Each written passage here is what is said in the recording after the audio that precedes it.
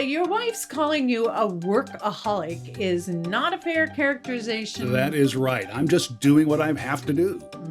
How about we do our own little assessment? I'm going to ask you just some questions and you just answer yes or no, okay? Okay. Yes. Okay. So, would you say that work is your number one priority? But it has to be. You miss out on life events for work. I can't always help it. You're financially stable, but you still work a lot. Well, you gotta think of the future. Your family complains that you work too much. Well, doesn't everybody's? And you try to find more time for work. It's called efficiency. And when you're unable to work, it just really stresses you out. I can't fall behind. You bring home work with you, don't you? And you find it hard to be present with the family. Well, at least I'm there. And are family vacations a priority, a low priority? Well, hey, the kids swam a lot during that last Vegas conference. I'm going to take that and all of your other answers as yes.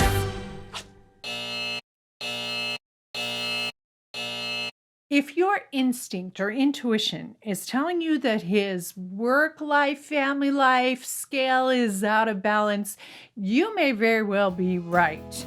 And just like any imminent danger, the best time to do something about it is right now. So stick with me. I'm going to give you 6 ideas or 6 things that you need to do if you want to turn things around. Would you turn that thing off, please? You and me, we could be on top of the world. Hi, I'm Ramona Zabriskie, and one of the principles that I will teach you more about in more detail in my free live masterclass, Understanding Your Husband and Sons, is that old cliche about men overworking to the detriment of the marriage and family comes from the fact that in reality, most guys feel very compelled to go out and prove themselves. They want to tackle tough jobs with the intent of excelling. They want to succeed. They want to conquer despite the kind of distractions or discouragement that may be coming from home. This drive to prove himself and to impress you, frankly, combines with the imperative that he feels to provide for, help contribute to the family's financial stability and prosperity, hopefully. So to him, to a guy, it feels like he's just got this short window, kind of like an athlete, a matter of years when he has sufficient drive and energy to make this happen. He's got to make this happen, this financial stability and prosperity. And he shows his commitment to you by making sure that everybody has what they need and want. So to a guy, it feels like everyone every day, everyone in his life needs or is demanding something of him, his wife, his boss, his coworkers, maybe his employees, and they all want it all right now. That being said, even as we acknowledge his good intentions and, the rightness of his work or his pension or need to work, the good in that, even so, we have to think about, where do you draw the line? When do you sound the alarm bell? Well, I suggest that the first thing you need to do is really think through why. Why does he feel the need to work so hard? Better yet, why don't you just go ask him, honey, why is it that you feel like you need to work so hard? And you're going to ask it in your best, help me understand kind of attitude. Because remember, if you're having this conversation about you work too much over and over and over, just repeatedly, then that means there's unmet needs on both sides. So what we want to do is try to unravel really what's at the heart of this. Why does he feel that he has to work so much? Hopefully you got some answers that you can really work with now, and hopefully you didn't shame him or judge him or overreact. And now we've got answers, and you can do something before it's too late.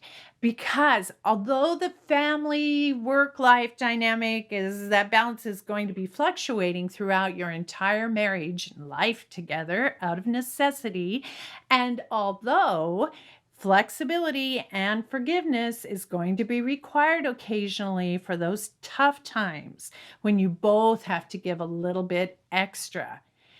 Even so, there has got to be this baseline understanding. Any healthy family, you got to have the understanding between you that any family, kids, marriage, they require and deserve frequent, intentional, regular nurturing and attention from both of you. So here's what to do and what not to do if you are the wife of a guy who works too much. How much longer is it going to take for you to get ahead at that job of yours? Mark and Mindy next door, they seem to have enough, and they get to go on vacation at least twice a year.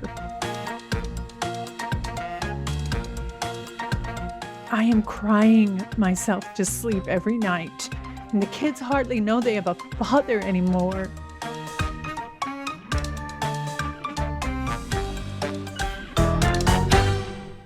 Take care of yourself. Relieve him and everyone else in the family of the impossible responsibility of making and keeping you happy.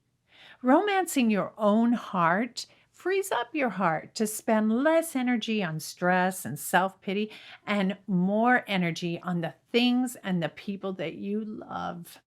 Stop enabling him. Stop holding dinner, delaying dinner for him, or delaying the family needs, or postponing family activities, or keeping the kids up late. If this is sort of a chronic pattern, just stop it. Let him experience the natural consequences of his absenteeism without being mean or vindictive about it. Enjoy a more positive home life. Go ahead and have fun, and then share with him in a real positive tone, a real positive attitude about the fun that he's missed. And then invite him to the next fun time or offer an activity that you know he really enjoys. Create a reunion ritual. When you get together at the end of your work days, you want to embrace physically and emotionally. That means spending some time really talking about what happened that day and decompressing together. This has got to come first. Don't do anything else until you do this first, your reunion ritual. Prioritize exclusive couple time and activity. This is a non-negotiable. It has got to happen at least once a week. No business, no demands, just relaxed time together. Just us, no kids, just the two of you. And by the way, don't shy away from scheduling your physical intimacy as well. Set regular routine family time. Again, this is also a non-negotiable and should be at least once a week, just a couple of hours where the whole family, it's just let's hang out and enjoy each other as a family. In the end, what we're aiming for is more respect between the two of you.